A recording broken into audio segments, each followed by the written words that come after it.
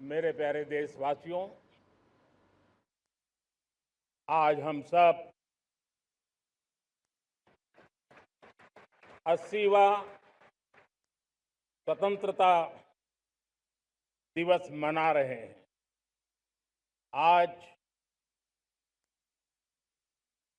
हर दिलों की धड़कन वंदे मातरम के नाद से गूंज रही है। आज हर घर तिरंगा है, हर मन तिरंगा है और देश उत्साह और उमंग के साथ नए संकल्पों को लेकर के आज आगे बढ़ रहा है। आप सबको स्वतंत्रता दिवस की बहुत बहुत शुभकामनाएं।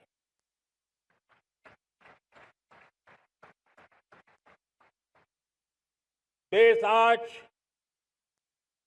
उन महान सपूतों का पुण्य स्मरण करती है जिन्होंने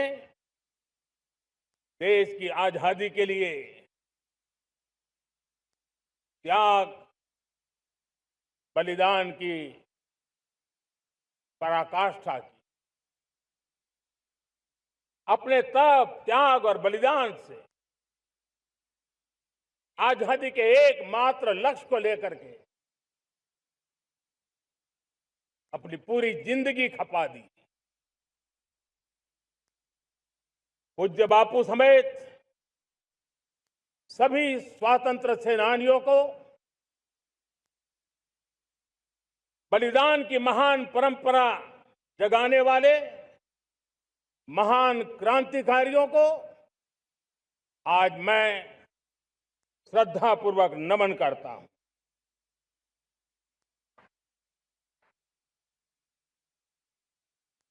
आज जो इस समारोह में उपस्थित है उन सब के लिए आज एक ऐतिहासिक पल भी है।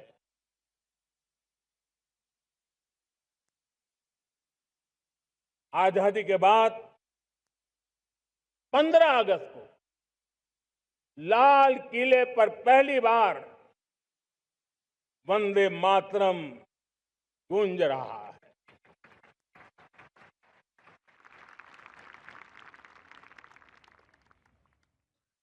आज जब हम देश के लोग वंदे मातरम के 150 वर्ष मना रहे हैं तो इससे बड़ा उत्तम अवसर क्या हो सकता है। मेरे प्यारे देशवासियों, पिछले दिनों देश के कुछ हिस्सों में बाढ़ का प्रकोप रहा, भूस्खलन का प्रकोप रहा, अनेक परिवार प्रभावित हुए। उनके दुख दर्द को हम भली भांति अनुभव करते हैं। पीड़ित परिवारों को मैं विश्वास दिलाता हूं कि हम और पूरा देश उनके साथ खड़े हैं। मेरे प्यारे देशवासियों, कोई भी राष्ट्र तब महान बनता है, तब अपनी सिद्धियों को प्राप्त करता है जब अपने सपनों, अपने संकल्पों और अपने सामर्थ्य के दम पर आगे बढ़ता है। मेरे देशवासियों, अब छोटे सपनों से चलने वाला नहीं। हमें बड़े सपने, क्योंकि बड़े सपने हमारी सोच को भी विस्तार देते हैं, हमारी सोच की क्षितिज को विस्तृत करते हैं। हमारे संकल्प दृढ़ होने चाहिए जब संकल्प दृढ़ होता है तो कठिनाइयों से, आपदाओं के बीच से रास्ते निकालने का सामर्थ्य अपने आप उभर करके आता है।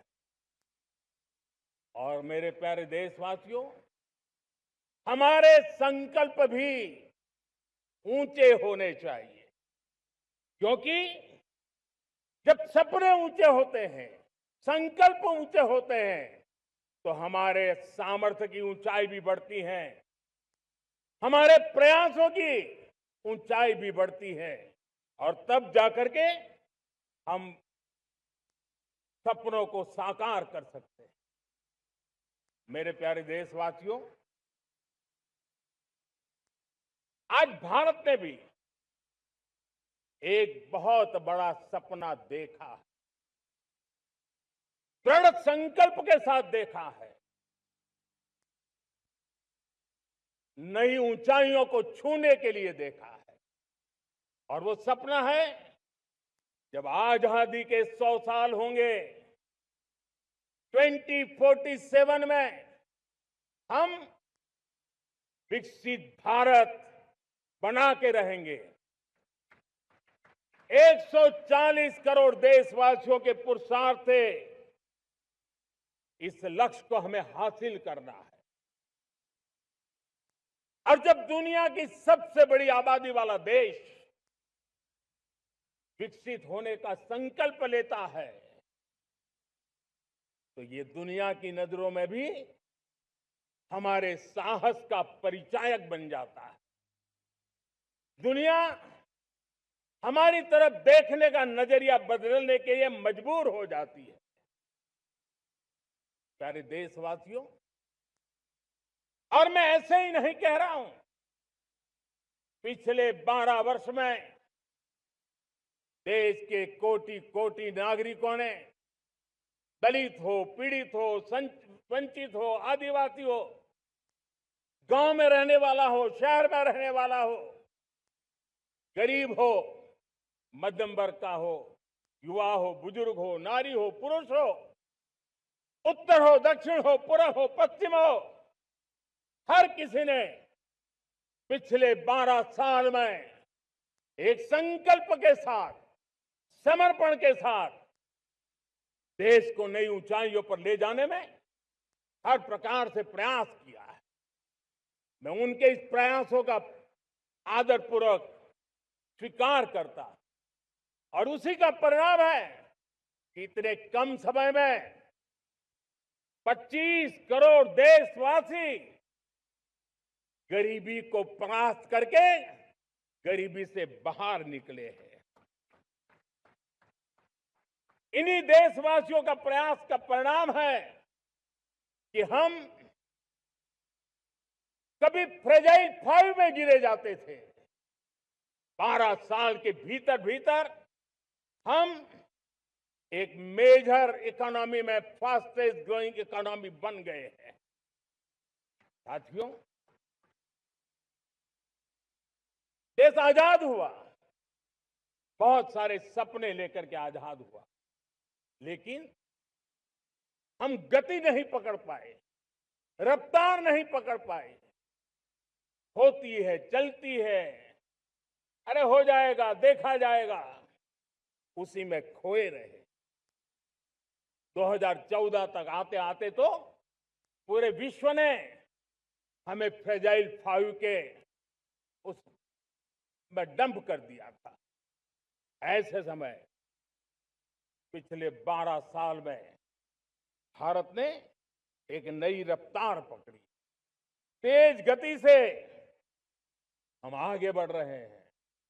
और देशवासियों का संकल्प है कि अब 140 करोड़ देशवासियों के संकल्प को, सामर्थ्य को रोकना नामुमकिन है।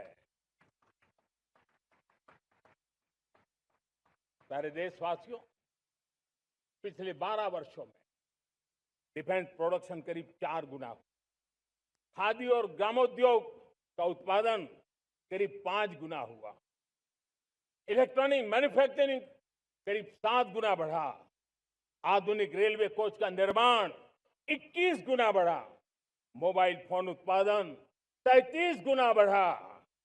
इतना ही नहीं, आधुनिक युग को देकर के भी डिजिटल और इनोवेशन की दुनिया में भी हमने अपना परचम लहराया।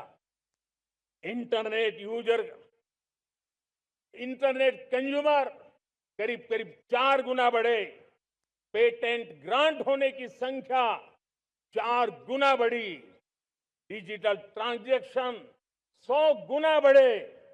सामान्य मानवीय की सुविधाओं की तरफ भी हमने उतना ही गंभीरता से काम किया। हर साल औसतन 15 गुना ज्यादा तेजी से हमने नल से जल कनेक्शन दिए। हर साल औसतन 6 गुनी ज्यादा रफ्तार से लोगों को गैस कनेक्शन दिए। हर साल 4 गुनी रफ्तार से गरीबों के लिए टॉयलेट बनाने का काम किया। हर साल 3 गुना ज्यादा तेजी से गरीबों को घर देने का काम किया। देश ने गवर्नेंस में भी बहुत बदलाव लाया।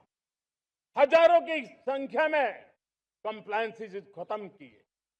सैकड़ों की तादाद में पुराने कानून खत्म किए। पिछली शताब्दी के कानूनों से 21वीं शताब्दी की मार्च नहीं हो सकती। हमने आधुनिक इंफ्रास्ट्रक्चर के लिए मेट्रो का विस्तार किया। हमने पब्लिक ट्रांसपोर्ट को ताकत दी। जिस स्पीड से काम, जिस स्केल पर काम किया, ये सब, ये रफ्तार, ये विस्तार, ये अचीवमेंट आजादी के बाद पहली बार पिछले 1 दशक ने देखा है। और जब इतनी सारी सिद्धियां हमारे सामने हो, इतनी तेज गति दिखाई देती हो, देशवासियों का सामर्थ्य पल पल प्रकट होता है, तब तो 2047 में विकसित भारत बनने का संकल्प कभी भी अधूरा नहीं रह सकता है। ये सारे आंकड़े इस बात की गवाही देते हैं कि हम आगे बढ़ने वाले हैं। मेरे प्यारे देशवासियों, लेकिन उसके लिए आत्मविश्वास की जरूरत होती है, आत्मगौरव की जरूरत होती है, और साथ साथ आत्मनिर्भर भारत होना भी बहुत जरूरी होता है। और इसलिए बीते वर्षों में हमारा कन्विक्शन रहा है कि भारत को हमें अब दूसरे देशों पर निर्भर रह करके नहीं जीना चाहिए। हमें आत्मनिर्भर बनना चाहिए। दुनिया में बहुत कुछ मिलता है, सस्ता मिलता है, जल्दी मिल सकता है, लेकिन उससे हमारा सामर्थ्य तैयार नहीं होता, न हमारे सामर्थ्य की कसौटी होती है। और इसलिए हमें भी अपनी क्षमताओं को बढ़ाना है। अपने हितों की सुरक्षा हमें खुद को करनी है। और इसलिए आत्मनिर्भर भारत का संकल्प बहुत दृढ़ता के साथ हम लेकर के आगे बढ़ रहे हैं। मेक इन इंडिया, स्वदेशी, वोकल फॉर लोकल, इन सारे क्षेत्रों में आज हर भारतीय का मन जुड़ रहा है। मेरे प्यारे देशवासियों, मैं आपको एक उदाहरण देता हूं सेमीकंडक्टर का। देश आजाद होने के बाद विश्व में तो सेमीकंडक्टर की चर्चा हो चुकी थी, हमारे यहां भी बातें होती थी, लेकिन सेमीकंडक्टर का कोई बड़ा प्लान हम आगे नहीं बढ़ा पाए। और आज स्थिति क्या है? आज की डिजिटल दुनिया में, आज की टेक्नोलॉजी में चिप का महात्म्य हम समझते हैं। कोई भी इलेक्ट्रॉनिक गुड्स होगा, हमारे मेडिकल इक्विपमेंट होंगे, हमारे ट्रांसपोर्ट के रास्ते होंगे, हर किसी में चिप अनिवार्य है। और इस चिप के बिना दुनिया थम जाए ऐसी स्थिति पैदा हो जाए। और इसलिए भारत ने आत्मनिर्भर होने की दिशा में अपना सेमीकंडक्टर प्लांट, बड़ा सेमीकंडक्टर प्लांट, 3 सेमीकंडक्टर प्लांट शुरू हो चुके हैं। और मुझे बताया गया है कि वहां जो प्रोडक्शन हो रहा है वो एक्सपोर्ट होना शुरू हो चुका है। और मैं देशवासियों को कहना चाहता हूं, आने वाले 7-8 वर्ष में और 5, 7 या 8 सेमीकंडक्टर प्लांट बहुत ही जल्द शुरू होने वाले। ये आत्मनिर्भर भारत हमें विकसित भारत की दिशा में जाने का महामार्ग देती। मेरे प्यारे देशवासियों, वैसे ही एक चर्चा क्रिटिकल मिनरल की हो रही है। पूरी टेक्नोलॉजी क्रिटिकल मिनरल पर निर्भर है। भारत इसमें भी अपने आप को सुरक्षित करने में जुटा हुआ है। क्रिटिकल मिनरल का लक्ष्य साझा किया जाए। नेशनल क्रिटिकल मिनरल ये हमने लॉन्च किया। बजट में क्रिटिकल मिनरल कॉरिडोर की हमने घोषणा की है। कई देशों के साथ एग्रीमेंट हो रहे हैं। विश्व के कई देश अब इस क्रिटिकल मिनरल के विषय में भारत के पर भरोसा करने लगे हैं। मेरे प्यारे देशवासियों, जैसे सेमीकंडक्टर की बात हो, क्रिटिकल मिनरल की बात हो, वैसे ही जिस टेक्नोलॉजी की दिशा में हम जा रहे हैं, दुनिया जा रही है, उसमें एनर्जी का महत्व और बढ़ता चला जा रहा है। अब एनर्जी के बिना भी नई दुनिया को चलाना मुश्किल है। और इसलिए हमें चिप हो, एआई हो, डेटा सेंटर हो, हमें बहुत बड़ी मात्रा में बिजली की जरूरत होगी। एनर्जी सिक्योरिटी ये हमारे समय की मांग है। और इसलिए हमने पहले से ही उस दिशा में एक के बाद एक मजबूत कदम उठाए हैं। एनर्जी सिक्योरिटी का एक बड़ा माध्यम है परमाणु ऊर्जा, न्यूक्लियर एनर्जी। हमने पार्लियामेंट में शांति एक्ट पास कर करके एक नए लक्ष्य तरफ जाने का रास्ता तय कर लिया है। 2047 तक हम 100 गीगावाट न्यूक्लियर पावर का लक्ष्य लेकर के चल रहे हैं। इसी एक दशक में हम 5 नए न्यूक्लियर रिएक्टर शुरू करने का लक्ष्य लेकर के चल रहे हैं। इस वर्ष भारत ने फास्ट ब्रीडर न्यूक्लियर टेक्नोलॉजी में महारत हासिल करके एक अहम पड़ाव पार किया है। और उसके कारण परमाणु ईंधन में आत्मनिर्भर बनने की दिशा में हमें एक बहुत बड़ा सफलता का कदम हमने रखा है। मेरे प्यारे देशवासियों, कई बार संसाधनों की कमी के कारण देश रुकता नहीं है, लेकिन रुकने का कारण सोच की सीमाएं होती हैं। जब सोच बंद जाती है, सीमाओं में सड़ने लग जाती है, तब हम अपने सामर्थ्य को भी पहचान नहीं पाते हैं। देश को आज कच्चे तेल पर निर्भर रहना पड़ रहा है और हमारी गलत सोच के कारण है। आप जान के हैरान हो जाएंगे, हमने समुद्री तट पे 99% हमारा समुद्री तट का पूरा हिस्सा ऐसी सोच के कारण नो गो एरिया घोषित करके रखा था। हमने ही समंदर के अंदर जाकर के एक्सप्लोरेशन न करने का निर्णय कर लिया था। ये सोच का दारिद्र्य था। हमने फैसला किया ये नहीं चल सकता। हमने उस 99% को, जो कभी नो गो एरिया हुआ करते थे, हमने उसको गो एहेड एरिया के रूप में खुला कर दिया है। और अब हम समुद्र के भीतर भी एक्सप्लोरेशन करने की और नए नए भंडार खोजने की दिशा में हम प्रवृत्त हैं, हम प्रयास कर रहे हैं। हमने पिछले वर्ष उसी दिशा में एक महत्वपूर्ण कदम रखते हुए समुद्र मंथन की घोषणा की थी और पिछले दिनों हमने 85,000 करोड़ रुपए इस काम के लिए आवंटित करके काम को गति देने का निर्णय कर लिया है। मेरे प्यारे देशवासियों, एनर्जी सिक्योरिटी, इसका मैंने कहा कि हमें ऑल्टरनेट स्रोतों की तरफ भी पूरी शक्ति लगाना बहुत जरूरी है और इसलिए ऊर्जा का सही इस्तेमाल बढ़ाते हुए भारत इसी दिशा में आज तेजी से काम कर रहा है।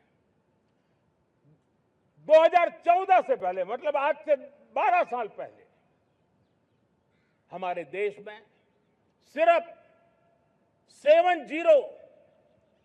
70 शहरों में पाइप से गैस की व्यवस्था थी, पाइप से गैस डिस्ट्रीब्यूशन होता था।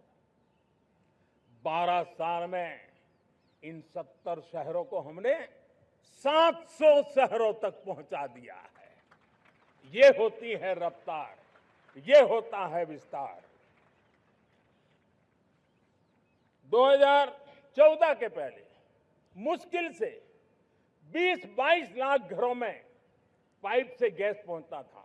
आज 1.25 करोड़ घरों में पाइप से गैस पहुंचाने का काम हो रहा है। 12 वर्ष पहले देश में सोलर एनर्जी की कैपेसिटी सिर्फ 2 गीगावाट थी। 2 गीगावाट, आज 160 गीगावाट हमने प्राप्त किया है लक्ष्य। मेरे प्यारे देशवासियों, मैं एक और जानकारी देता हूं। हमने इसका लाभ देश के मध्यम वर्ग को, सामान्य परिवार को मिले, इस तरफ भी उतना ही ध्यान केंद्रित किया। हमने पीएम सूर्यघर मुफ्त बिजली योजना चालू की और आज मुझे संतोष है कि इतने कम समय में 50 लाख घरों का सोलर एनर्जी का काम हम आंकड़ा पार कर चुके हैं। तेजी से चल रहा है और इसके कारण हजारों घरों का बिजली बिल 0 हो गया है। हजारों घर अपनी बिजली का उपयोग करने से अतिरिक्त बिजली आज बेच करके कमाई कर रहे हैं। हर परिवार को हम इस काम के लिए 80,000 रुपया सरकार की तरफ से एक एक परिवार को मदद दी जा रही है, तब जाकर के हम इस काम को पूरा कर रहे हैं। मेरे प्यारे देशवासियों, आपको जानकर के हैरानी होगी, ये जो हमारी रेलवे है उसका इलेक्ट्रिफिकेशन का काम हमारे देश में 1925 में शुरू हुआ था। 1925 में इलेक्ट्रिफिकेशन का काम शुरू हुआ, लेकिन 90 साल में 1925 से लेकर के 90 साल में सिर्फ 30% रेल का इलेक्ट्रिफिकेशन हुआ था। यानी 90 साल में 30%। हमारी रफ्तार देखिए, लक्ष्य को पाने के लिए हमारी दौड़ देख लीजिए। हमने एक दशक के अंदर 100% काम पूरा कर दिया। 90 साल में 30%, 10 साल में 70%, ये होता है काम। और इसके कारण डीजल जो हमें बाहर से लाना पड़ता है उसकी बचत हुई, बिजली से हमारी ट्रेनें चली, पर्यावरण को फायदा होने लगा। मेरे प्यारे देशवासियों, हम यहां से नहीं रुके हैं, हम दुनिया के अंदर पीछे रहना नहीं चाहते। पिछले दिनों आपने खबर सुनी होगी, भारत ने ईंधन का नया क्षेत्र को भी छू लिया है। देश ने पहली हाइड्रोजन से चलने वाली ट्रेन शुरू कर दी है और मुझे खुशी है, ये सबसे लंबी ट्रेन है और सबसे ताकतवर ट्रेन है और दुनिया में हाइड्रोजन ट्रेन के क्षेत्र में भी भारत ने अपना झंडा गाड़ दिया है। प्यारे देशवासियों, पिछले 10-12 साल हम लगातार 2047 के लक्ष्य को पाने के लिए दौड़ रहे हैं, एक के बाद एक सोपान सिद्ध कर रहे हैं। हमने सोचा भी नहीं था कि हमें इसमें भी कुछ मुसीबतों का झेलना पड़ेगा। पिछले 10-12 वर्ष में कितने संकटों का सामना करना पड़ा। कोरोना जैसी वैश्विक महामारी ने पूरी दुनिया को चिंता में डाल दिया था, सारी व्यवस्थाएं चरमरा गई थी। कोरोना से बाहर निकले, युद्ध की विभीषा की खबरें आने लगी, कहीं यूक्रेन तो कहीं पश्चिम एशिया, हर जगह पे तनाव का माहौल। और पता नहीं भविष्यवेत्ताओं ने तो न जाने क्या क्या घोषणाएं कर दी थी। देश को डराना, देश को भयभीत रखना, देश को चिंतित रखना, इसी में कुछ लोगों को आनंद आता है। वैक्सीन नहीं मिलेगी, कोविड में लोग बचेंगे नहीं, कुछ भी नहीं होने वाला। वेस्ट एशिया का क्राइसिस आया, पेट्रोल पंप पे पेट्रोल नहीं मिलेगा, गैस नहीं मिलेगा, डीजल नहीं मिलेगा, फर्टिलाइजर नहीं मिलेगा। सारी दुनिया भर की अफवाहें फैला करके भारत के लोगों को भयभीत करने का, डराने का, चिंता के अंदर डुबो देने का कुछ लोगों को आनंद आ रहा था। लेकिन देश ने देख लिया कि पिछले 10-12 साल की सुविचारित योजनाएं रंग ला रही है और हम इतने बड़े संकट के बावजूद भी नागरिक देवो भव के मंत्र को लेकर के जीते हुए भारत ने जो तैयारियां की थी, एक के बाद एक कदम उठाया था। सोचा नहीं था कि संकट आएगा, लेकिन उस संकट के समय में ये सारी चीजें काम आ गई और आज देश में गैस भी है, पेट्रोल भी है, यूरिया भी है। हम अपनी ताकत के ऊपर खड़े हो रहे, चल रहे। मेरे प्यारे देशवासियों, दुनिया के इन संकटों का प्रभाव हर किसी पर हुआ, हम भी अछूते नहीं। यूरिया के दाम दुनिया में 3,000 रुपया पहुंच गए एक बोरी का। आज भी हम मेरे देश के किसानों को वो बोझ सहने के लिए मजबूर नहीं कर रहे। सरकार अपने कंधों पर वो बोझ उठा रहा है और दुनिया से जो 3,000 रुपया में यूरिया का बोरा हमें मिलता है, वो हमारे किसानों को हम सिर्फ 300 रुपये में दे पाते हैं। इतना ही नहीं, डीएपी आज दुनिया में बाजार 5,000 पहुंच चुका है, लेकिन मेरे देश के किसानों को दिक्कत ना हो, इसलिए 1,350 रुपये में आज भी डीएपी देने का काम हम कर रहे हैं। मेरे प्यारे देशवासियों, एक समय था जब मैं आत्मनिर्भरता की बात कर रहा था तो कुछ लोग एयर कंडीशन चैम्बर में बैठ करके सोचने वाले लोग हमें बता रहे थे ग्लोबलाइजेशन का क्या होगा। लेकिन दुनिया देख रही है कि पिछले एक दशक में ऐसा लग रहा है कि दुनिया ने ग्लोबलाइजेशन बोलना ही बंद कर दिया है। जहां से ग्लोबलाइजेशन की आवाज आती थी वो बंद सुनाई नहीं देती है। दुनिया का हर देश अपनी अपनी संभालों के मिजाज की तरफ गया है। लेकिन दुर्भाग्य से इस संकट के कालखंड में कुछ लोगों ने अपना रुतबा दिखाने के लिए संसाधनों को वेपनाइज करने का खेल खेला है। दुनिया अपने पास जो कुछ भी है उसको वेपनाइज करने में लगी है। संसाधनों का वेपनाइज, रिसोर्स का वेपनाइज, पेट्रोल, डीजल, फर्टिलाइजर, दवाइयां, टेक्नोलॉजी की चिप्स, इतना ही नहीं, भूभाग को भी वेपनाइज किया जा रहा है। और ऐसे समय अगर हम आत्मनिर्भरता मंत्र को लेकर 10 साल सही दिशा में न चले होते तो हम कल्पना कर सकते हैं कि ऐसी चुनौतियों का मजबूती से मुकाबला कैसे करते। और हमारी तैयारियां निरंतर बढ़ती जा रही है मेरे प्यारे देशवासियों।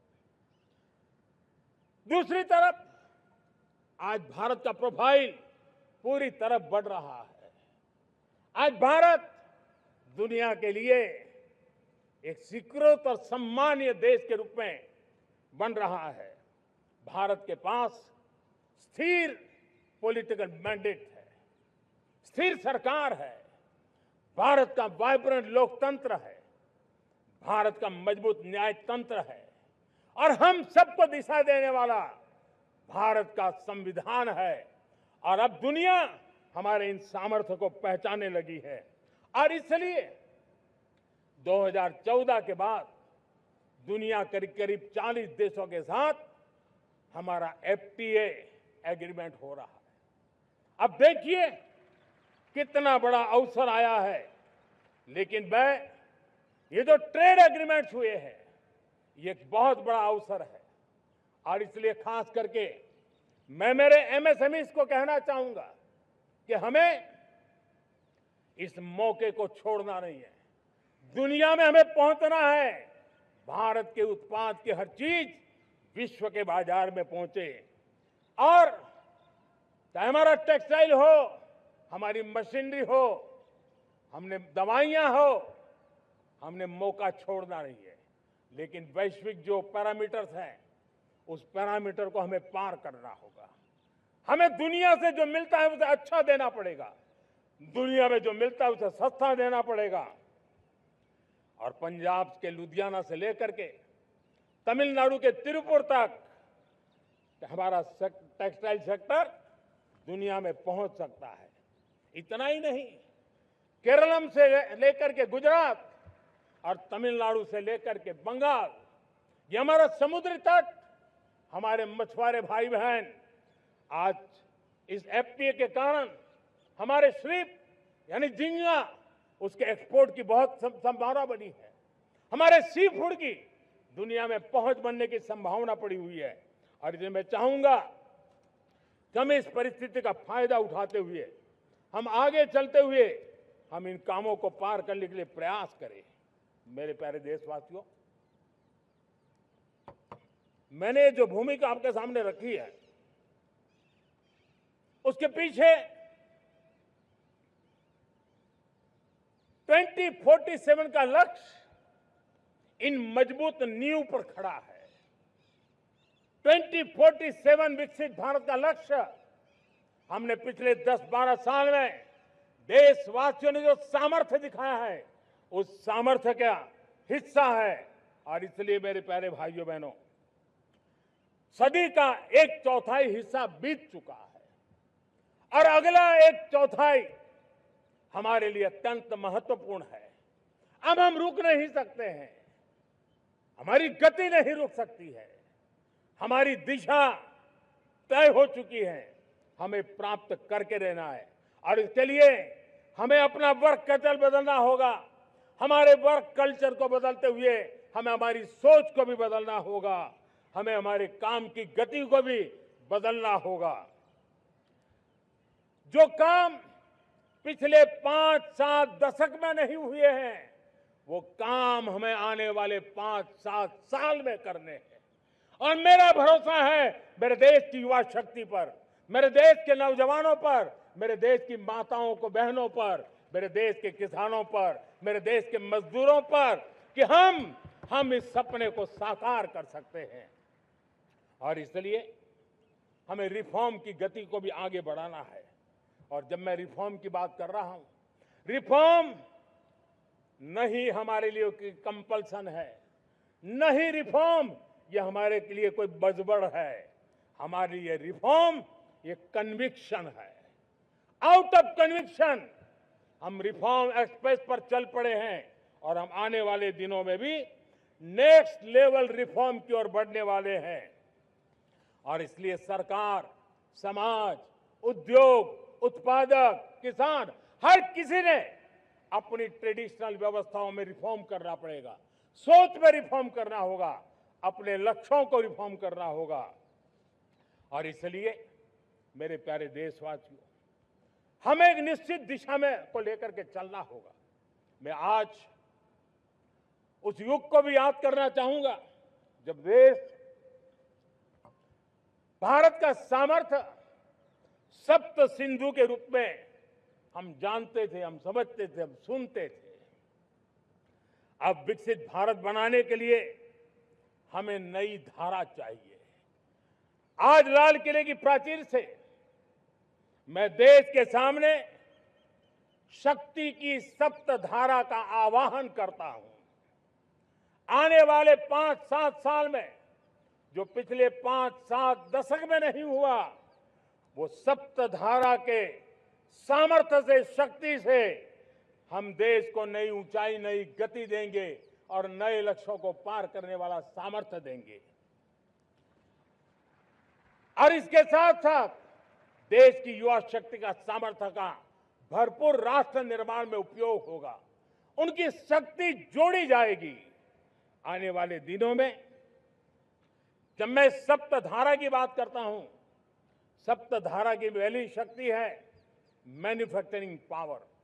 मेरे प्यारे देशवासियों, हमें मैन्युफैक्चरिंग सेक्टर को बहुत आगे बढ़ाना होगा और प्रोडक्शन बढ़ाने के साथ साथ हमें छोटे छोटे पुर्जे भी बनाने हैं और बड़े बड़े प्रोडक्ट भी बनाने हैं। पूरा वैल्यू चेन हमारा होना चाहिए और उसे लेकर के चलना। हमें कंपोनेंट भी चाहिए और हमें कंप्लीट मैन्युफैक्चरिंग भी चाहिए, कंप्लीट प्रोडक्ट भी चाहिए। डिजाइन से लेकर मैन्युफैक्चरिंग तक भारत को ग्लोबल सप्लाई चेन का भरोसामंद केंद्र बनना होगा। इसके लिए मैं 3 चीजों पर विशेष जोर देना चाहता हूं। मैन्युफैक्चरिंग के क्षेत्र में जो मेरे भाई बहन हैं, ये समय का ये अवसर है, इस अवसर को जाने मत दें। और इसके लिए हमें कॉस्ट, क्वालिटी और स्केल, इसके विषय में वैश्विक मानदंडों से खरा उतरना पड़ेगा। हमारी फैक्ट्रीज कॉम्पिटिटिव हो, हमारे प्रोडक्ट्स यूजर फ्रेंडली हो, हमारा पैकेजिंग दुनिया के लोगों को लुभावने वाला हो, आकर्षित करने वाला हो, हमारा जीरो डिफेक्ट प्रिसिजन मैन्युफैक्चरिंग, ये हमारी पहचान बनना चाहिए। हर मैन्युफैक्चरर, हर एंटरप्रेन्योर, हर एमएसएमई से मैं कहना चाहता हूं, ग्लोबल मार्केट में हमारी पहचान विश्वसनीयता और गुणवत्ता के आधार पर होनी चाहिए। क्वालिटी के संबंध में नो कॉम्प्रोमाइज, और इसलिए हमारा मंत्र क्वालिटी, क्वालिटी, क्वालिटी होना चाहिए। यही हमारा ग्लोबल ब्रांड वैल्यू बनेगा।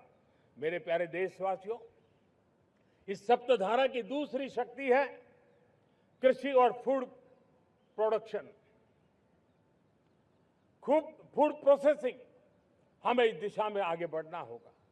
हमारे किसानों ने, अब दुनिया के बाजार खुल चुके हैं, एफपीए के कारण हमें एक बहुत बड़ा मार्केट मिल रहा है। हमें वहां पहुंचना है, हमें उस जगह को हाथ लगाना है।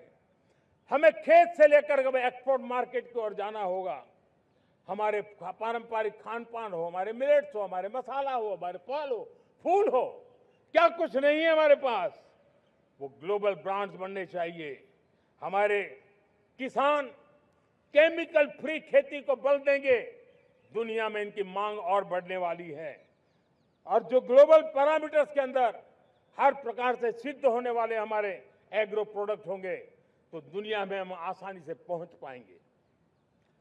मेरी सप्तधारा की तीसरी शक्ति है टेक्नोलॉजी और इनोवेशन। मेरे प्यारे देशवासियों, आज जमाना एआई का है, क्वांटम का है, स्पेस का है, रोबोटिक्स का है, डेटा सेंटर्स का है। पूरी तरह एक नया क्षेत्र खुल चुका है और इमर्जिंग टेक्नोलॉजी ये भी हर पल हमें चुनौती दे रही है।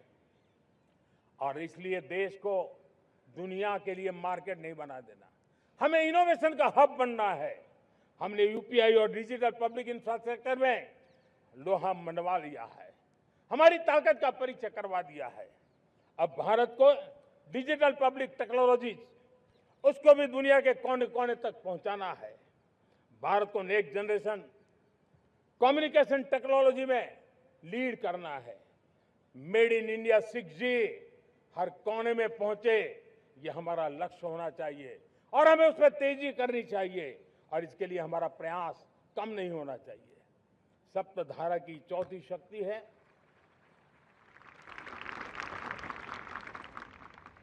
गति शक्ति। ये गति शक्ति देश के अंदर सीमलेस फास्ट कनेक्टिविटी पर हमें बल देना होगा। शहरों को हाई स्पीड रेल से हमें जोड़ना होगा। मॉडर्न हाईवे चाहिए, इनलैंड वाटरवेज चाहिए, एयरपोर्ट चाहिए, मल्टी मॉडल लॉजिस्टिक की व्यवस्था चाहिए। हमें पोर्ट्स को सिर्फ सामान उतारना चढ़ाने की जगह नहीं, दुनिया के शिप्स आकर के लंगर हो जाए इतना नहीं, हमें हमारे पोर्ट्स को पोर्ट लेड डेवलपमेंट ग्रोथ की दिशा में हमें आगे बढ़ना होगा। हमारी पांचवी शक्ति है सप्तधारा की, वो है रक्षा शक्ति। और ये रक्षा शक्ति का महत्व हर प्रकार से है। मेरे प्यारे देशवासियों, डिफेंस में आत्मनिर्भर होना अब भारत ने अनुभव कर लिया, दुनिया ने अनुभव कर लिया है, इसके बिना कोई चारा नहीं है। विश्व जब अपनी अपनी ही सोच रहा है, तब भारत विश्व के लिए बाजार बन करके नहीं रह सकता है। हमें डिफेंस के क्षेत्र में आत्मनिर्भर होना होगा। Next generation defence technology develop करके हमें ग्लोबल सप्लायर बनने की दिशा में हमें लक्ष्य लेकर के चलना है। हमें ड्रोन, काउंटर ड्रोन सिस्टम को विकसित करना होगा और हाइपरसोनिक डिफेंस टेक्नोलॉजीज, उस पर हमें लीडरशिप लेनी होगी। साथियों, साइबर सुरक्षा भी आज हर घर के लिए एक समस्या बन रही है। वो भी एक रक्षा का क्षेत्र है जिसमें हमारे युवाओं की जो सामर्थ्य है, उस सामर्थ्य का उपयोग हम देश के और दुनिया के लिए कर सकते हैं। हमारी सप्तधारा की छठी शक्ति है ग्रीन इकोनॉमी, ब्लू इकोनॉमी, जो ग्रीन जॉब को भी जन्म देती है। हमें green hydrogen, renewable energy, energy storage, green mobility, green manufacturing in global scale हमें पा करके रहना है। हमें दुनिया जब ग्लोबल वार्मिंग की चर्चा करती रहती है, हम रास्ते खोजते रहते हैं, हम समस्याओं का समाधान दे रहे हैं और भारत ये ग्रीन मूवमेंट का बहुत बड़ा सामर्थ्य लेकर के चलिए। भारत के पास ब्लू इकोनॉमी के लिए भी बहुत बड़ा अवसर है। बहुत बड़ा लंबा हमारा कोस्ट लाइन है। ब्लू इकोनॉमी के लिए बहुत बड़े अवसर है। फिशरीज है, कोस्टल टूरिज्म है, ओशन टेक्नोलॉजी है। ऐसे कितने ही क्षेत्र हैं जिसमें हम आगे बढ़ सकते हैं। मेरे प्यारे देशवासियों, भारत सप्तधारा की जब बात करके लेकर चला है, तब हमारी सातवीं धारा है और दुनिया के लिए इसका अपना भी एक महत्व है और वो है भारत का सॉफ्ट पावर। भारत के सॉफ्ट पावर की ताकत है। आज योग ने पूरी दुनिया को भारत के साथ जोड़ के रखा हुआ है। योग दुनिया के लिए एक ऊर्जा बनता जा रहा है, भारत के लिए विश्वास का बड़ा कारण बनता जा रहा है। जिस भारत के पास आस्था के केंद्र हो, जिस भारत के पास आयुर्वेद हो, जिस प्रकार से भारत के पास होलिस्टिक हेल्थ केयर की व्यवस्था हो, हील इन इंडिया का मूवमेंट हो, हम दुनिया के अंदर हमारे सामर्थ्य को लेकर के जा सकते हैं। हैंडीक्राफ्ट हो, संस्कृति हो, हमारी फिल्में हो, हमारा क्रिएटिव वर्ल्ड हो, वीएफएक्स हो, हमारा एनिमेशन हो, हमारी गेमिंग हो, डिजिटल कंटेंट हो, क्रिएटिव वर्ल्ड के अंदर भारत अपना रुतबा दिखा सकता है। हमने उसको वैश्विक सामर्थ्य के रूप में विकसित करना होगा। आज भारत ने वेव समिट को एक बहुत बड़ी ताकत दी है। दुनिया धीरे धीरे भारत का ये जो world audio visual and entertainment summit है, उसकी राह देखता रहता है और वो भारत के सॉफ्ट पावर को, भारत के क्रिएटिव दुनिया को परिचित करेगा। मेरे प्यारे देशवासियों, भारत के पास विशाल वन्य संपदाएं हैं। हमारे पास 100 से ज्यादा नेशनल पार्क है, क्षमता बहुत है, लेकिन विदेशी टूरिस्टों को आकर्षित करने में हम कम पड़े हैं। हमें मौका है हमारे सॉफ्ट पावर के माध्यम से दुनिया के टूरिस्टों को भारत के लिए आकर्षित करने का। हमारा सामर्थ्य हमें दुनिया को दिखाना है।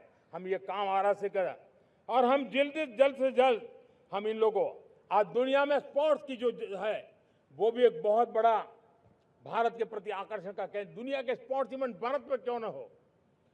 कॉन्स्टेंट इकोनॉमी बहुत बढ़ रही है, देश के नौजवानों का आकर्षण है। विश्व का हर कोई कलाकार चाहता है कभी न कभी भारत की धरती पर अपना कॉन्सर्ट करे। ये एक बहुत बड़ा अवसर है, हमें इसको मोबिलाइज करने के लिए व्यवस्थाएं खड़ी करनी होगी। साथियों, सप्तधारा की इन 7 शक्तियां उद्देश्य सिर्फ एक सेक्टर में प्रगति करने का नहीं है। एक होलिस्टिक अप्रोच के साथ हमें राष्ट्र को जो लक्ष्य लेकर के हम चल रहे हैं, जो एम्बिशन लेकर के चल रहे हैं, उस स्केल को हमें पार करने की दिशा में काम करना है। मेरे प्यारे देशवासियों, कुछ चीजें मैंने बताई हैं, लेकिन मैं इससे भी आगे सोचता हूं। मैं जरा देश को झकझोरना चाहता हूं। मैं देश की शक्ति को भी झकझोरना चाहता हूं। देश यानी सिर्फ सरकार नहीं होती है, देश यानी हर नागरिक जुड़ता है। क्या हम सोच नहीं सकते कि फॉर्च्यून 500 की चर्चा तो बहुत सुनते हैं, आने वाले एक दशक में इन फॉर्च्यून 500 में 50 कंपनियां भारत की क्यों न हो, ये लक्ष्य हमारा क्यों न होना चाहिए। आज बैंकिंग सेक्टर फल फूल रहा है। दुनिया की टॉप बैंक के अंदर भारत की बैंक का झंडा भी क्यों न फहरता हो। भारत की बैंक भी टॉप बैंक 5 बैंक में भारत की भी एक बैंक होनी चाहिए। भारत की फार्मा की दिशा में हमने बहुत काम किया है, लेकिन समय की मांग है कि दुनिया की 5 बड़ी फार्मा कंपनियों में भारत की भी 1-2 फार्मा कंपनियों का नाम गूंजना चाहिए। भारत उसमें अपना स्थान बनाना चाहिए। लॉ फर्म्स होते हैं, रेटिंग एजेंसी होती है। क्या समय की मांग नहीं है कि ग्लोबल लीडरशिप अब हमारे हाथ में होनी चाहिए? टैलेंट है, सामर्थ्य है, हमारा लंबा इतिहास भी है, भाषाओं पर हमारा प्रभुत्व है। हमें विश्व में पहुंचना चाहिए। हमारी कोई कंसल्टिंग फर्म, अकाउंटिंग फर्म दुनिया के टॉप फर्म्स के अंदर क्यों नहीं होनी चाहिए? भारत की टेक्नोलॉजी कंपनियां दुनिया के अंदर सिरमौर हो, ये हमारा लक्ष्य होना चाहिए। हमारे ऐसे ब्रांड हो जिससे दुनिया आकर्षित होती हो, हमारे ब्रांड हमारे देश की पहचान हो और विश्व के लिए एक डेस्टिनेशन बन जाए। उस दिशा में हमें काम करना है और इसके लिए मैं राज्य सरकारों को कहना चाहता हूं, मैं स्थानिक स्वराज की संस्थाओं को कहना चाहता हूं, भारत सरकार का भी यह दायित्व है कि हमें हमारे रिफॉर्म की गति बढ़ानी होगी। हमें 2047 के लक्ष्य के अनुरूप हमारी व्यवस्थाओं को विकसित करना होगा। हमें बीते हुए काल के नीति नियमों से नहीं चल सकते, हमें आने वाले सपनों के हिसाब से नीति नियमों को गढ़ना होगा और इसको अगर हम करेंगे तो मुझे पूरा विश्वास है और मैं देशवासियों को भरोसा देता हूं, इसी रास्ते मेहनत में कोई कमी न करते हुए हम विकसित भारत का सपना पार करके रहेंगे। हमें सबको मिलकर के चलना है, केंद्र सरकार हो, राज्य सरकार हो, इंडस्ट्री हो, हम सब ने मिलकर के आगे बढ़ना है। हमें रिफॉर्म्स करते रहना है, रिफॉर्म्स को आगे बढ़ाते रहना है। और मैंने पहले भी कहा था, हम रिफॉर्म कंपल्सन से नहीं, कन्विक्शन से कर रहे हैं, लक्ष्य को प्राप्त करने के लिए कर रहे हैं। मेरे प्यारे देशवासियों, जब मैं विकसित भारत की बात कर रहा हूं, देश को तेज गति से आगे बढ़ाने की बात कर रहा हूं, उसका सबसे बड़ा लाभार्थी कौन है? इन सारे प्रयासों का सबसे बड़ा साधक कौन है? अगर साधक है तो मेरे देश का युवा है, मेरे देश की युवा शक्ति है। विकसित भारत की यात्रा में युवाओं की बहुत बड़ी भूमिका है। इतना ही नहीं, विकसित भारत का सबसे बड़ा लाभार्थी भी मेरे देश का युवा है और इसलिए हमें विकसित भारत के लक्ष्य को युवाओं के साथ जोड़ करके आगे बढ़ाना है। युवाओं हमारी सर्वोच्च प्राथमिकता के साथ हमें आगे बढ़ना है। साथियों, पिछले 10-12 साल में उस दिशा में बहुत कुछ हुआ है। स्टार्टअप इंडिया अभियान, आज पूरे देश में 2.5 लाख से ज्यादा रजिस्टर्ड स्टार्टअप बन गए। देश के नौजवान खुद तो काम कर रहे हैं, अनेकों को रोजगार दे रहे हैं। 1 लाख करोड़ रुपया इनोवेशन फंड भारत सरकार ने घोषित किया है। मैं देश को, नौजवानों को कहना चाहता हूं, आप अपने सपनों को लेकर के आइए, संसाधनों की कमी नहीं रहने देंगे। 1 लाख करोड़ रुपया आपके दिल दिमाग को सामर्थ्य देने का एक व्यवस्था हमने कर दी है। रिसर्च के नए अवसर मिले, डिजिटल इंडिया के नए सस्ते डेटा, ये युवाओं को सशक्त किया। दुनिया में सस्ता डेटा कहीं है तो भारत की धरती पर है, और देश के नौजवानों को उसने नई ताकत दी है। स्किल इंडिया हमने नेशनल प्रोग्राम बनाया है। स्पेस सेक्टर को हमने ओपन कर दिया। नेशनल ड्रोन पॉलिसी हमने बनाई है। खेलो इंडिया पॉलिसी बनाई है। 35 वर्षों तक एजुकेशन पॉलिसी नहीं थी, नई एजुकेशन पॉलिसी लेकर के आए हैं, और इसका फायदा मिडिल क्लास के परिवारों को हुआ है।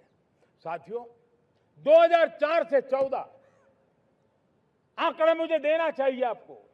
2004 से 14 हमारे देश में 350 से भी कम यूनिवर्सिटी थी, और आज 10-12 साल के भीतर भीतर करीब 650 नई यूनिवर्सिटी जुड़ चुकी है। करीब 1000 का आंकड़ा हम पहुंच रहे हैं। 2014 के पहले मेडिकल की सिर्फ 400 सीटें हुआ करती थी, आज करीब 850 सीटें मेडिकल की हो रही है। इतना ही नहीं, अब विदेशी यूनिवर्सिटी भी भारत की धरती पर आ रही है। भारत के अंदर विदेशी यूनिवर्सिटी की डिग्री मेरे नौजवान को मिले, इसका प्रबंध भी हो चुका है। हमारे देश के युवा मन बचपन से ही टेक्नोलॉजी की तरफ आकर्षित हो, उस दिशा में हम काम कर रहे हैं, और इसलिए हमने करीब 10,000 से अधिक अटल टिंकरिंग लैब छोटे छोटे बच्चों के हवाले कर दी है, ताकि उनका इनोवेशन और टेक्नोलॉजी के अंदर उनका मन बने। 12 वर्ष युवा, हमने अनेक रास्ते खोले। हम स्टार्टअप ओपन कर दिया, आपने देखा होगा। भारत के प्राइवेट स्टार्टअप 28 साल की एवरेज उम्र के बच्चों ने, नौजवानों ने दुनिया में पहले ही ट्रायल में अपना सैटेलाइट लॉन्च कर दिया और रॉकेट लॉन्च कर दिया। उन्होंने बहुत बड़ा काम कर दिया साथियों। आज करीब 2.5 लाख से ज्यादा रजिस्टर्ड स्टार्टअप है। हमने पिछले दिनों एआई इंपैक्ट समिट किया था। एआई का विस्तार बहुत तेजी से बढ़ रहा है। लाल किले से मैं देश के नौजवानों के लिए घोषणा करना चाहता हूं।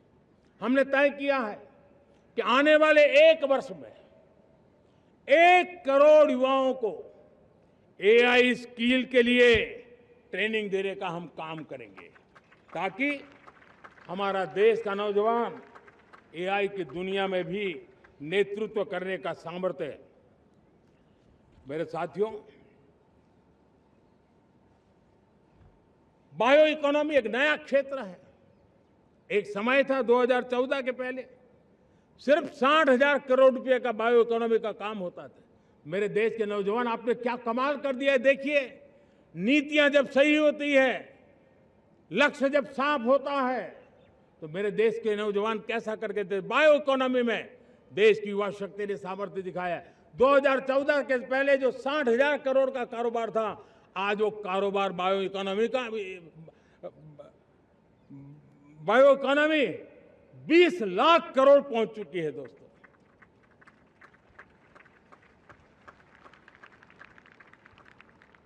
दो 2009-10 का कालखंड था, सिर्फ 25 लाख इलेक्ट्रिक व्हीकल हमारे देश में बिके थे। 1.5 लाख इलेक्ट्रिक व्हीकल बिके थे 2009-10 में। 1.5 लाख इलेक्ट्रिक व्हीकल। इस 25-26 में 25 लाख इलेक्ट्रिक व्हीकल बिके हैं। मेरे प्यारे देशवासियों, एविएशन सेक्टर भी मेरे नौजवानों के लिए बहुत तेजी से आगे बढ़ रहा है। नए एयरपोर्ट, नए रूट, नए नए रोजगार के अवसर बना रहे हैं। मेंटेनेंस, ओवरहॉलिंग, इसके भी कारण देश में बहुत बड़ी मात्रा में स्किल मैन पावर को काम मिल रहा है। मेड इन इंडिया हवाई जहाज बनाने की दिशा में हमने सफलता पाई है। Made in India defence transport aircraft C295 already अपनी उड़ान भर चुका है, सफल उड़ान भर चुका है। ये देश के नौजवानों के लिए, मेरे साथियों, ड्रोन ने भी बहुत बड़ा काम किया है। स्वामित्व योजना, गांव में ड्रोन से स्वामित्व योजना सफल हो रही है। करीब 3.25 करोड़ परिवारों को स्वामित्व योजना का लाभ मिला है और इसके कारण 140 लाख करोड़ रुपए जैसी संपत्ति अनलॉक हुई है, जिसके कारण बैंक से लोन मिल सकता है, लोग अपना कारोबार कर सकते हैं। मेरे प्यारे देशवासियों, हमारे मध्यम वर्गीय परिवारों के सामने एक बहुत बड़ा बोझ बन चुका है कोचिंग क्लासेस की स्पर्धा। हर माँ बाप को लग रहा है कि कोचिंग क्लास में बच्चे को नहीं भेजा तो हम प्रतिष्ठित परिवार नहीं है। इन गरीब और मिडिल क्लास परिवारों की हम चिंता करते हुए हजारों करोड़ रुपए का उनका खर्च है वो भी बचे, बेटे भी अपने आसपास रह सके, उनकी देखभाल हो सके, परिवार पर आर्थिक बोझ न आए। और इसलिए हमने युवाओं के लिए विभिन्न परीक्षाओं की फ्री ऑनलाइन कोचिंग हमने करने का निर्णय किया है। डिजिटल पब्लिक इंफ्रास्ट्रक्चर है, हमारे पास उत्तम टैलेंट है, टीचर्स हैं, उन संसाधनों को जोड़ करके हम देश के नौजवानों को फ्री कोचिंग देने का एक पूरा नेटवर्क हम खड़ा करने वाले हैं। मेरे प्यारे देशवासियों, मैं हमेशा कहता आया हूं, जो खेले वो खिले। जब मैं खेले वो खिले की बात कर रहा हूं, तब मेरे प्यारे देशवासियों, आज भारत खेल की दुनिया में अपनी जगह बना रहा है। अब खेल के पोडियम में भारत का राष्ट्रगीत सुनाई देता है, भारत का राष्ट्रगान सुनाई देता है, भारत का तिरंगा झंडा लहराता दिखाई नजर आ रहा है। टॉप्स योजना ने बहुत बड़ी सफलता पाई है। खेलो India games, university games, winter games, beach games, sports infrastructure, sports के लिए कोचिंग, स्पोर्ट्स मेडिसिन, स्पोर्ट्स के लिए न्यूट्रिशन, इन सारे विषयों में भारत अब महारत करने की दिशा में आगे बढ़ रहा है। नौजवानों के लिए पूरा नया क्षेत्र, खिलाड़ी न बन सके तो उसकी सपोर्ट सिस्टम में भी बहुत बड़ा क्षेत्र खुल रहा है।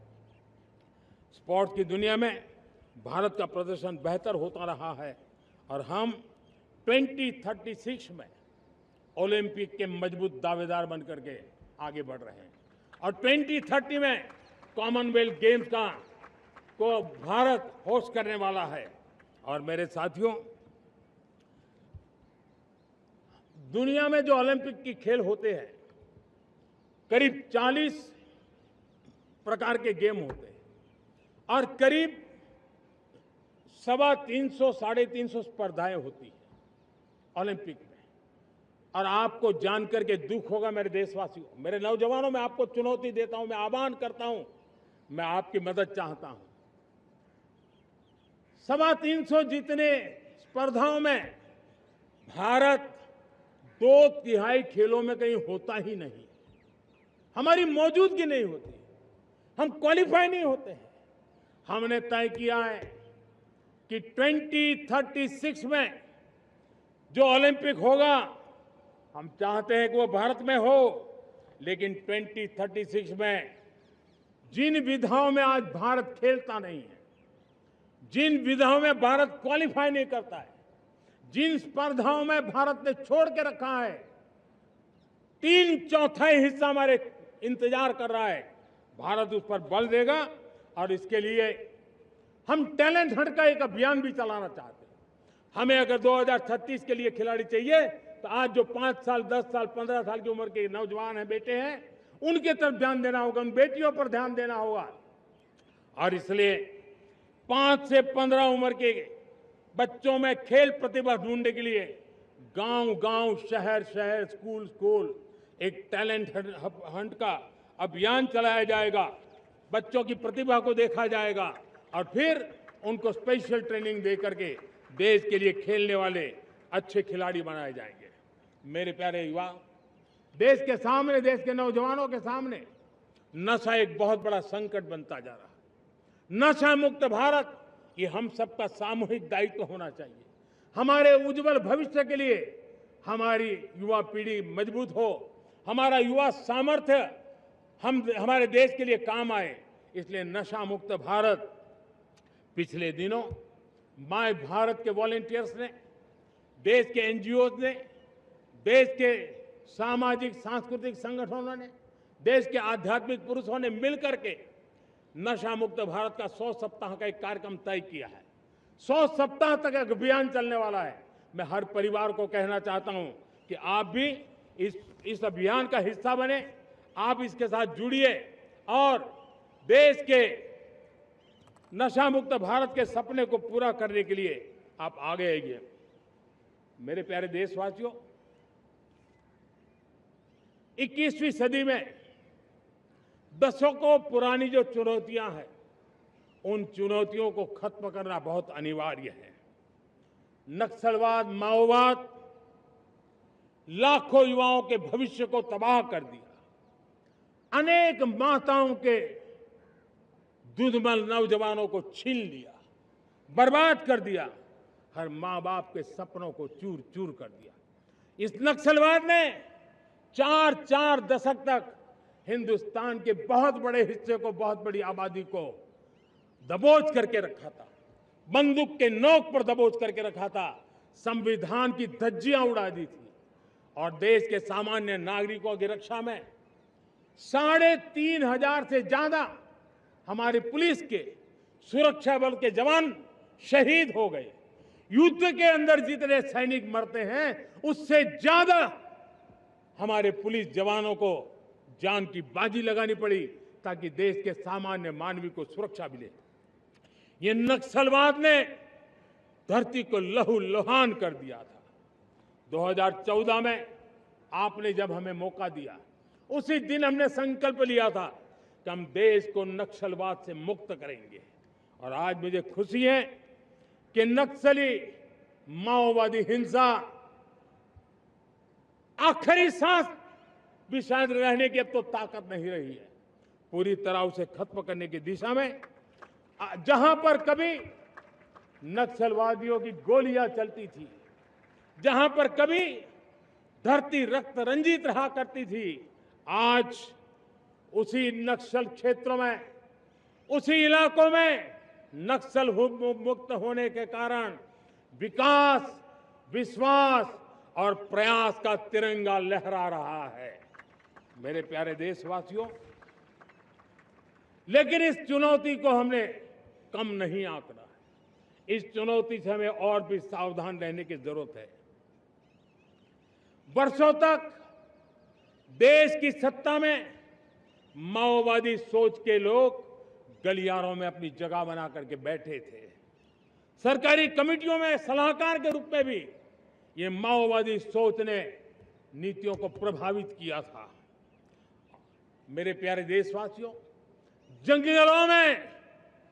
जंगलों में हमें हथियारी नक्सलों का खात्मा बुलाने में, उस संकट से देश को मुक्त कराने में सफलता मिली है।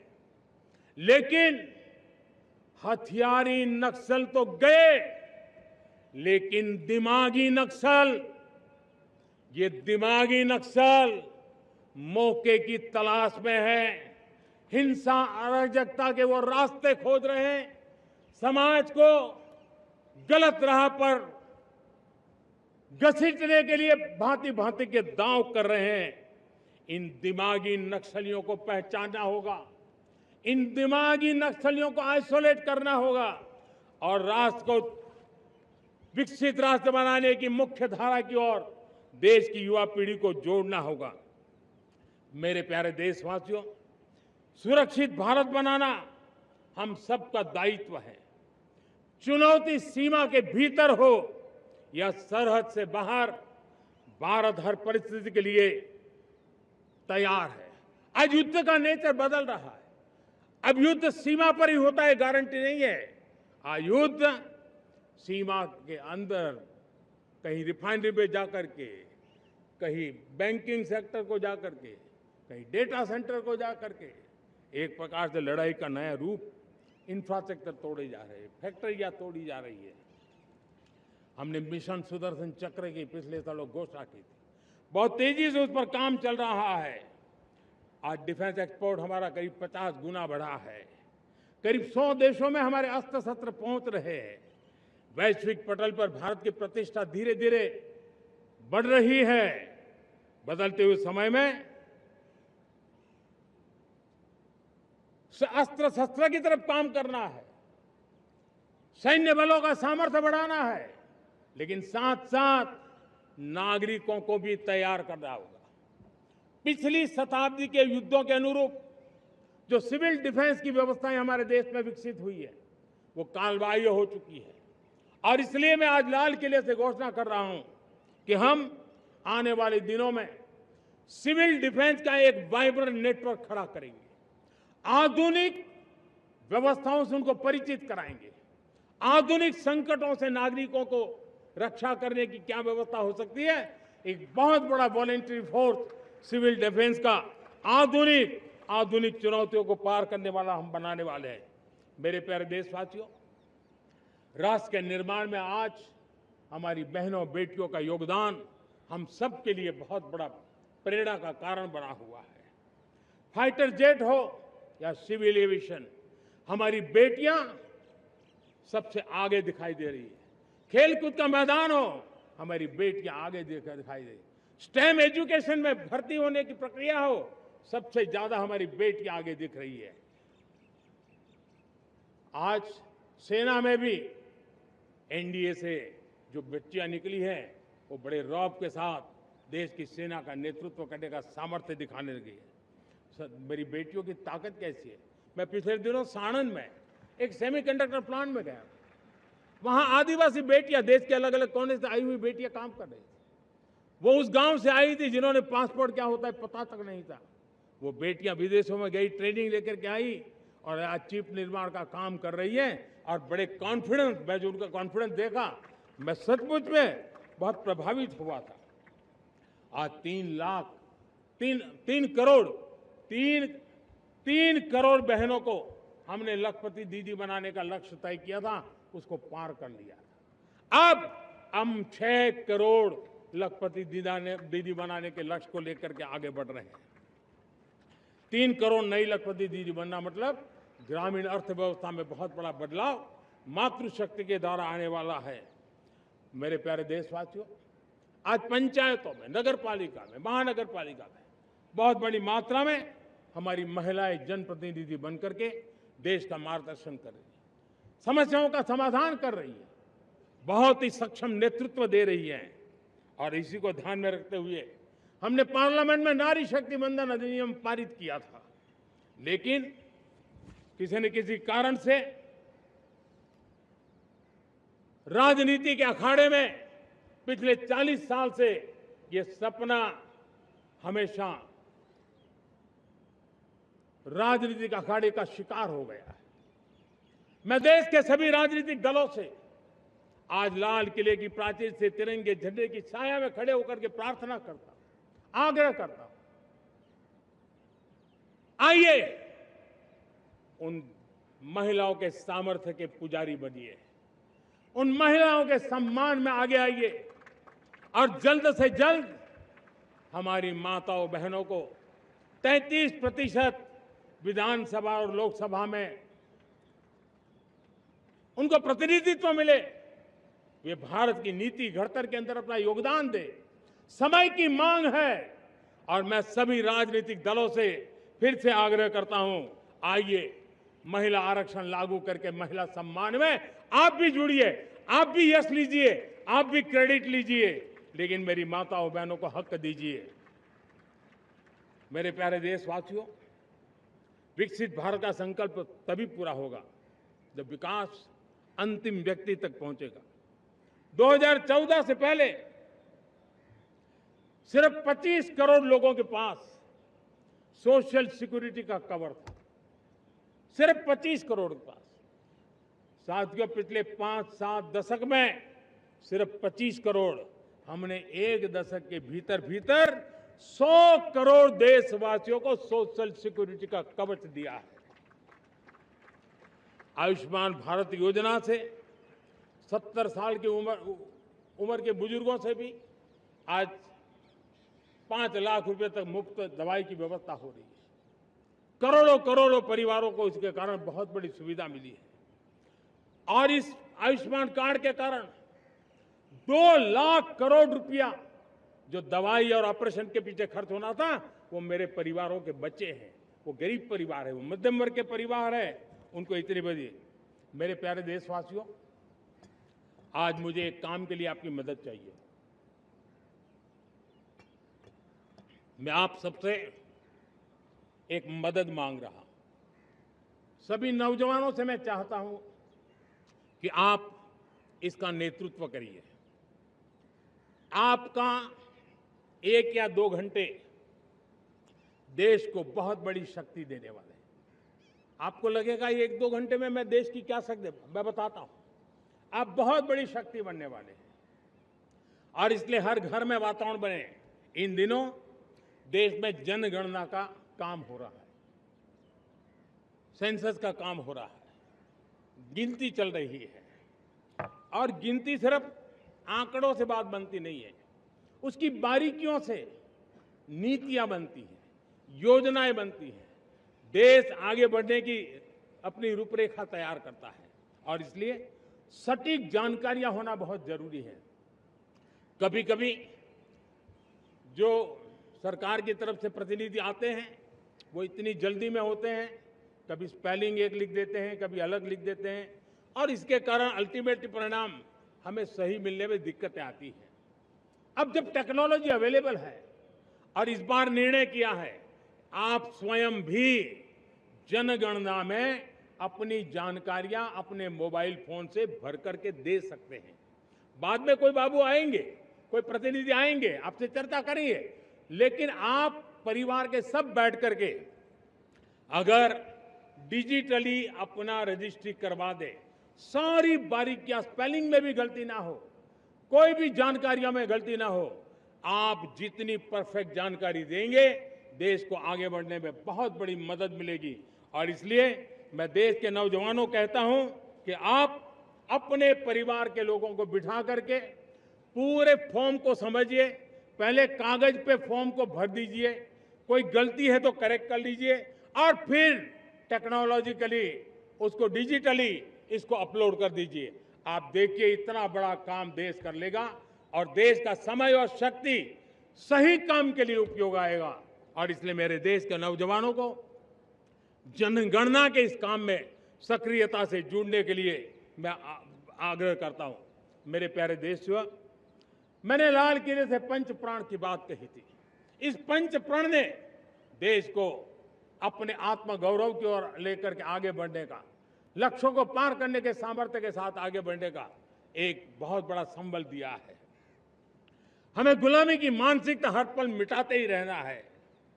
जिस भारत का सपना नेताजी सुभाष चंद्र बोस ने देखा था, बाबा साहब आंबेडकर ने देखा था, पंडित नेहरू ने देखा था, सरदार पटेल, भगत सिंह, सुखदेव राजगुरु ने देखा था, डॉक्टर श्यामा प्रसाद मुखर्जी ने देखा था, भगवान बिरसा मुंडा ने देखा था, ज्योतिबा फुले ने देखा था, उन सब से प्रेरणा लेकर के हम आगे बढ़े।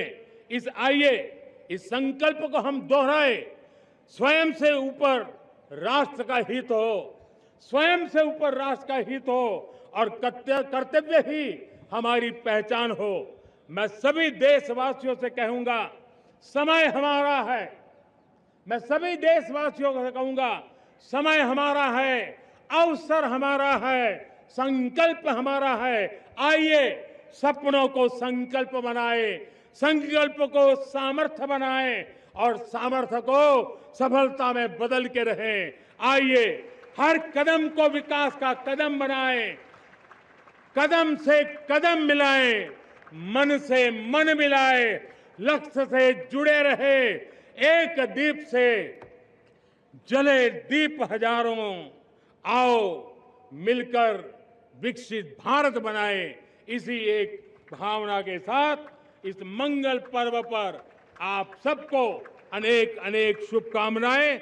मेरे साथ बोलिए, भारत माता की, भारत माता की, भारत माता की, वंदे वंदे वंदे। बहुत बहुत धन्यवाद।